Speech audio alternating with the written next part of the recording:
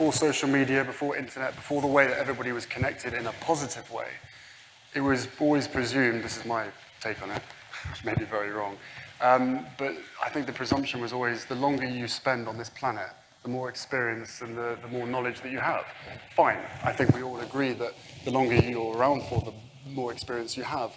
But what kind of a world are we going to end up being part of if we don't listen to the younger generation who have all the solutions, they're better connected than ever before, and because of the connectivity, they have the opportunity and the ability to be able to fix problems in a quarter of the amount of time that anybody else of previous generations was able to do over a 10, 15, 20-year period. Unfortunately, every single story was complete lies, which which it always is, basically, which is a shame. But, it's something I'd love to do, and, now I've had the chance once, I suppose I've got quite into it. And at the end of the day, if you join the army, you expect to go on operations. I don't want to sit around at Windsor because I just generally don't like England that much, and it's nice to be away from all the press and the papers and the general shite that they write. It was too risky for you to go back as a soldier. More of the fact that I think the media had said that they would never keep their mouths shut if I went into the same job, so I'd have to do something different if I wanted to go, yes. With the media following his every moment, Harry can't hide his irritation. Harry, you enjoying getting stuck in? Not really with you guys. Tour of Afghanistan, Harry's exasperation, even loathing of the press, has shone through loud and clear. My father always says don't read it. Everyone says don't read it because it's always rubbish. I'm surprised how many people in the UK actually read it. Everyone's guilty for buying the newspapers, I guess, but hopefully no one actually believes what they read, which I certainly don't. But yeah, of course I read it. If there's a story and something's being written about me, I want to know what's being said. But all it does is just upset me and anger me that people can get away with writing the stuff they do. Not just about me, about everything and everybody. And that mistrust of the press, how far back does that go? Is that something that's I think it's fairly obvious how far back it goes, to when I was very small. Chance my arm with a cheeky question. A bit like your mother, you are pursued every minute of every day by lots of people trying to take photographs, videoing, recording what you're saying, pushing. How can you possibly have a private life? Cheeky question. You're right, that is a cheeky question. But Andrew, to be honest with you, sadly, that line between public and private life is almost non-existent anymore, and we will continue to do our best to ensure that there is the line. We are completely aware that we're in a very privileged position, and I will spend the rest of my life earning that privilege and trying to bring a spotlight onto things and causes that really matter to me, and I hopefully matter to a lot of other people as well.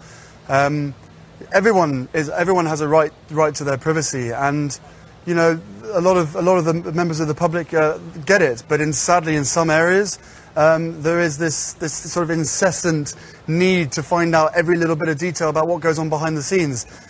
It's unnecessary. I hope that people get to see me here in this Invictus role, cracking on with the guys and mucking in and having a good time with them. And this is half my official role, but half my private role. This is what I enjoy doing, but the private life has to be private, and I hope people respect that. I still had to have some pretty, frank conversations with her to say, look, what you're letting yourself in for is a big deal, and it's it's not easy for anybody. But I know that at the end of the day, she chooses me and I choose her, and therefore whatever we have to tackle together or individually will always be us together as a team. So I think she's capable. So of, nicely said, isn't it? I don't know. She's capable of anything. And together, as I said, there's a hell of a lot of stuff and work that needs doing. At the moment, for us, it's going to be making sure that our relationship is always put first. But no, look, both of us have passions for wanting to make change for good. And with lots of young people running around the Commonwealth, that's where we're going to spend most of our time. This was supposed to be a very simple, short video, but I came across this. I can't help it but to insert it. I'm not gonna read anything, just look at the screen and enjoy. and there's more to it after it.